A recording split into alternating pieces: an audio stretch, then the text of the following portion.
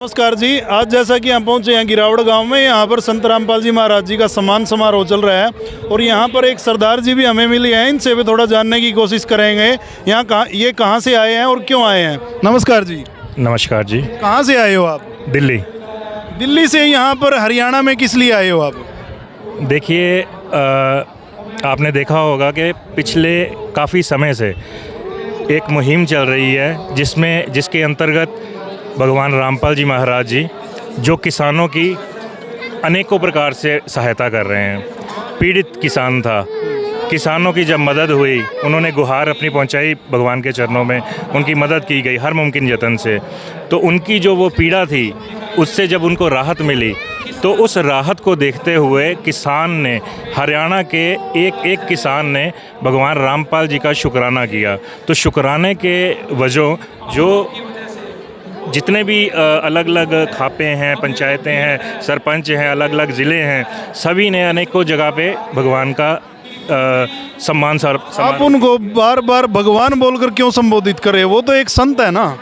देखिए, मैं उनको भगवान मानता हूँ, मेरे लिए वो भगवान है। मेरे लिए जो भगवान के गुण होते हैं वो सारे भगवान रामपाल जी महाराज में मौजूद हैं। जो आप वेदों में, ग्रंथों में एक दया भाव देखते हैं, जो बताया जाता है कि भगवान जो होते हैं दया की मूरत होते हैं, तो वो सारी चीज़ें आज के युग में केवल और केवल संत रामपाल जी, भगवान रामपाल जी में मौजूद है। तो इसीलिए उनको भगवान कहना, मेरे पास कोई इससे ऊपर का शब्द नहीं है, नहीं तो मैं उससे संबोधित करता भगवान रामपाल जी महाराज जी को।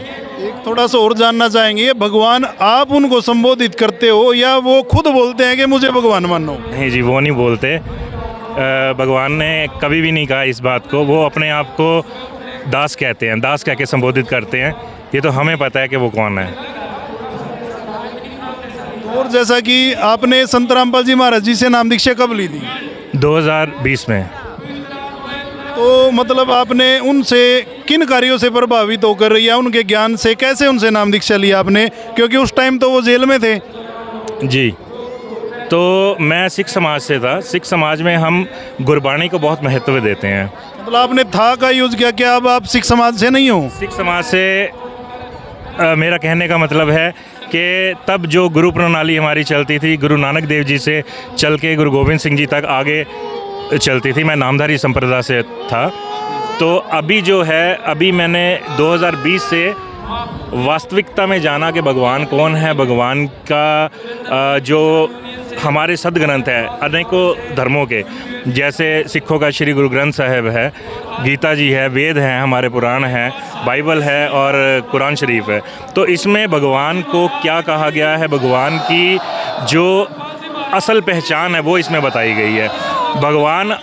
भगवान किस लिए होते हैं? भगवान का एक और एक कार्य ये है, जो भी बच्चा, जो भी भगत उनकी शरण में मनुष्य देह में आ चुका है, उसको पार लगाना, ताकि वो ये 84 के गेड़ में दोबारा ना फंसे। सिर्फ एक यही कार्य है। और वो आज के युग में, आज के वक्त में भगवान रामपाल जी वेदों से प्रमाणित करके वो सारी जो भक्ति मार्ग की जो क्रियाएं हैं वो करवा रहे हैं। और सबसे ज़्यादा महत्वपूर्ण बात यह है, जो हमारे सिख समाज में जब मैं था तो उसमें अनेकों जगह पे जो मंत्र दिए गए हैं, वो अब मेरे को वास्तविकता में पता लगता है कि भगवान रामपाल जी महाराज वही देते हैं मंत्र। जब मैं सिख समाज में था तो हमारे लिए भगवान रामचंद्र जी, कृष्ण भगवान जी और ये सारे बहुत ही आदरणीय हुआ करते थे।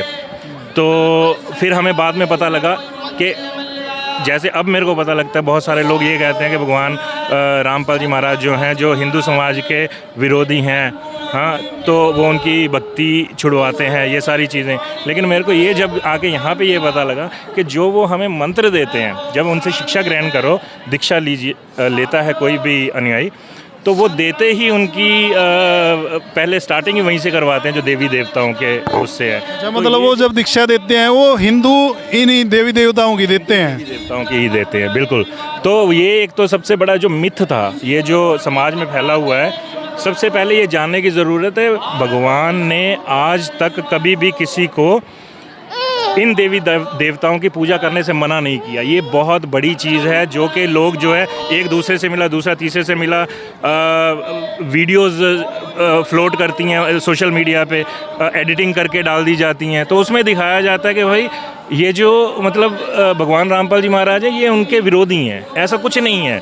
तो ये सारी चीज़ें यहाँ पे आगे पता लगी कि भाई गुरु ग्रंथ साहिब में क्या चीज़ लिखी हुई है। भगवान हर ग्रंथ से, हर जो होली स्क्रिप्चर है हमारा, उसमें से प्रमाण दे के हमें बताते हैं कि मतलब सही विधि क्या है भगवान को प्राप्ति करने की।